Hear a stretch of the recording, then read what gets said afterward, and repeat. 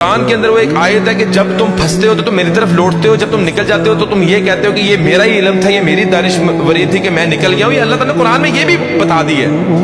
تو وہ دعائیں بھی ایسی دل سے نکلتی تھیں کہ وہ آج بھی مجھے اپنے الفاظوں پہ بھی جو ہے حیرانگی ہوتی ہے۔ میں تو اللہ کا ہاتھ پھیلاتا تھا، اللہ تعالیٰ تو یوسف علیہ السلام کو کنویں سے نکال کے بادشاہ بنانے پہ قادر ہے، یا اللہ تو یونس علیہ السلام کو مچھلی کے پیٹ سے باہر نکالنے پہ قادر ہے، یا اللہ تو محمد صلی اللہ علیہ وسلم کو غار سے نکالنے پہ قادر ہے، یا اللہ تو موسیٰ علیہ السلام کو فرعون کے اوپر غالب کرنے پہ قادر ہے، یا اللہ تو ابراہیم علیہ السلام کو آگ سے نکالنے پر قادر ہے۔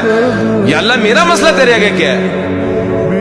1.5 مہینہ مجھے آج بھی یاد ہے، 1.5 مہینہ، اور جس چنگل میں پھنسا تھا وہاں سے آزاد ہو گئی، میری 100% ریکوری ہو گئی، میں بالکل ایزی ہو گیا۔